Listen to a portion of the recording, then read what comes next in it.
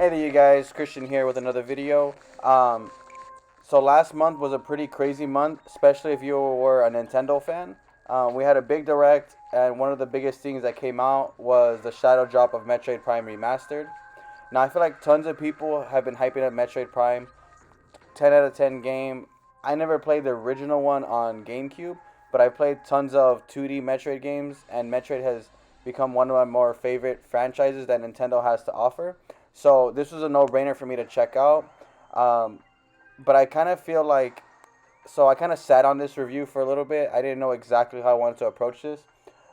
Just because I feel like with the amount of love everyone praised this game, with the amount of accolades it's received, I was kind of nervous with my opinion. Maybe it'd be a little different.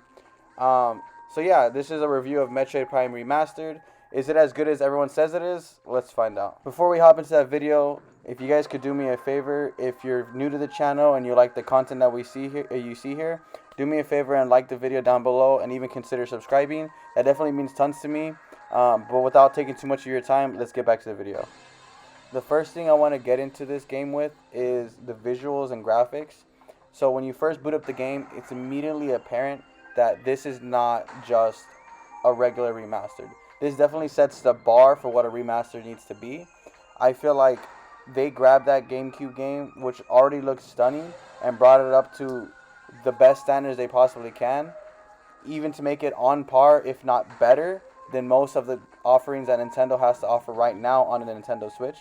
I feel like Retro Studios definitely set the bar with this one. I feel like they really understood their hardware that they were working on. They understood the aesthetic that Metroid Prime needs to have.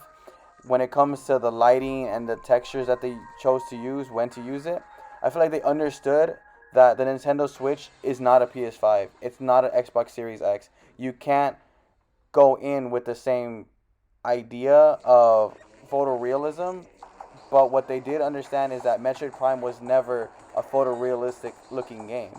It was a game that aesthetically is very appealing in its art style, and they definitely highlighted that with smart choices in texture.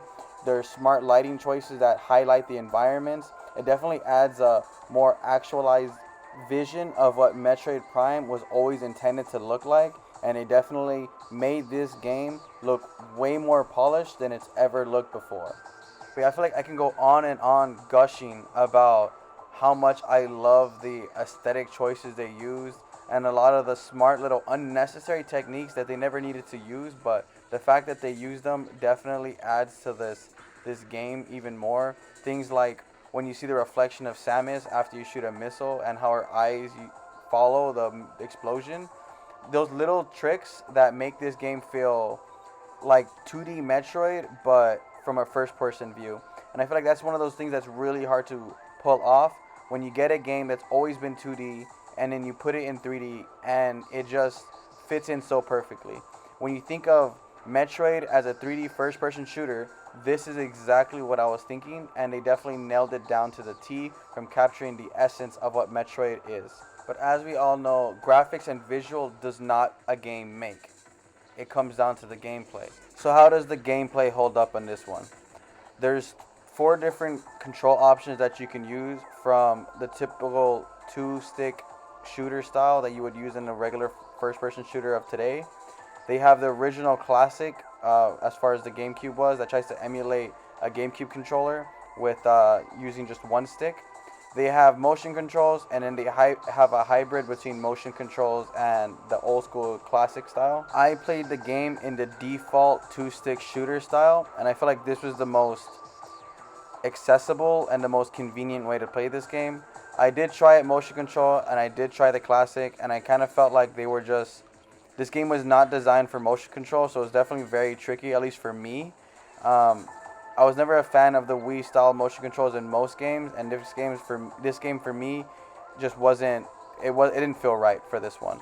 And as far as the classic one, whew, that thing is so hard to use. I feel like those of you who played and beat this game on the GameCube back in the day are real legends and veterans of gaming, because I could not. I couldn't take that. It struggled to take down the simplest of enemies on the classic gameplay mode.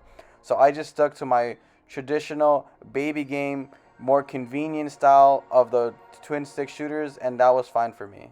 The game runs at a buttery smooth 60 frames per second. I never noticed it mess up or frame skip at any second of this, which definitely helped with the immersion.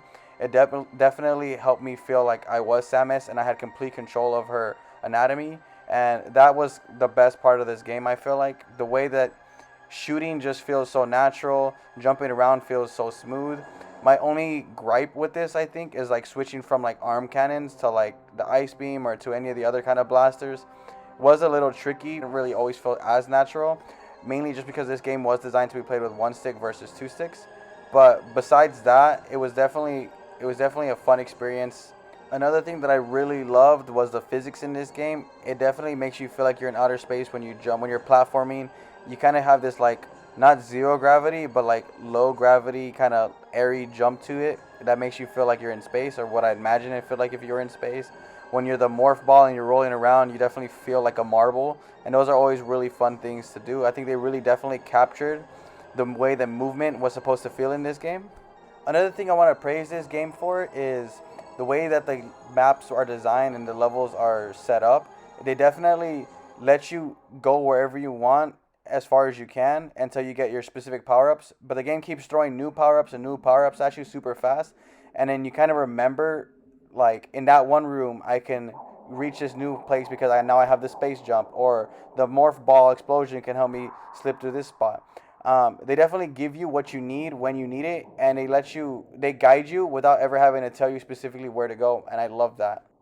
All right, now with all that praise aside, with all that gushing aside, I do want to talk about some things in this game that I feel like were not so perfect, that I don't know if a lot of people are talking about.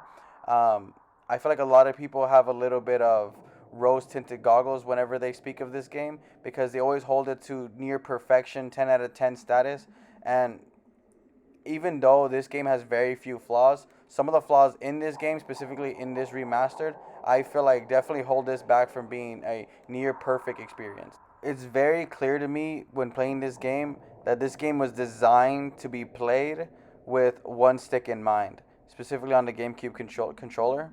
Because, at least for me, Metroid games are very difficult and very taxing. And I feel like for this game, because of the twin stick shooter setup that they have, it's a very very easy and simple Metroid experience when it comes to killing the enemies. I feel like there was never a moment where I ever felt like I was in danger. I was constantly running in and just gunning things down without fear for my life or fear that I was gonna die at any moment. And I feel like that was a huge downfall. It definitely takes away from the immersion, especially in a Metroid game when I never feel like I'm truly in danger. I feel like this wouldn't be a downside to most games, but seeing as how I come to expect a certain level of difficulty from Metroid games, this one definitely didn't deliver, and it kind of like left me wanting more of a Metroid experience that was a little bit more difficult. And even though I kept trying to switch it back to the classic one to try to see if that would help, that for me was just so unplayable that I couldn't get past it. I feel like because of how mindless the shooting was in this game for me, because of the lack of difficulty, a lot of the enemies became very annoying and more of a nuisance than they were to actually threats in the game. I feel like I'd be trying to solve a puzzle or trying to figure out where to go, and I'd constantly be getting bugs or aliens splashed on my visor, and it was just kind of more of a inconvenience than it was an actual threat, and that really bothered me, and it started to get really old after around the 6-7 hour mark. And in that same vein of conversation, some of these boss fights, even though they are creative and even though like the appearance of them were really cool, I never felt in danger even during the boss fights. So it kind of just felt like I was mashing the right trigger button until they were dead. And some of them have really long life bars, so it was taking really long to kill some of them. And my finger would just be getting tired from smashing the right trigger. It never felt, again, it was just more tedious than it was actually engaging. And that was a huge bother for me. It definitely drags this game down a little bit. I feel like all in all, this game is a very phenomenal game, and I feel like it is so close to near perfection for me. And on paper, it is very much a perfect game, from the level design to the ambience of the world to the gameplay. Everything is so perfectly crafted and phenomenal. If it wasn't just for some of the annoyance in the enemies and the lack of difficulty in this game, it would definitely be almost a 10 out of 10 game. But with all that being said, it's definitely still an easy recommend, especially at the $40 price point. I feel like anyone who's a Metroid fan or anyone who's getting into Metroid definitely needs to check this game out if you haven't, just because it is a must buy. And I feel like the most exciting thing about this game is seeing what Retro Studios can create, and it definitely gets me hyped for Metroid Prime 4, seeing what they can do with this kind of aesthetic and this kind of ambience that they managed to create with this gameplay, and seeing what they can do when they can tailor a game for modern audiences and tailor a game that's designed with twin stick shooters in mind. That definitely gets me super excited for what's coming next for the Metroid series. Those are my final thoughts on Metroid Prime Remastered. It's definitely a must buy. Let me know if you guys bought this one or if you guys plan on picking this one up. And with that, I'll see you guys in the next video.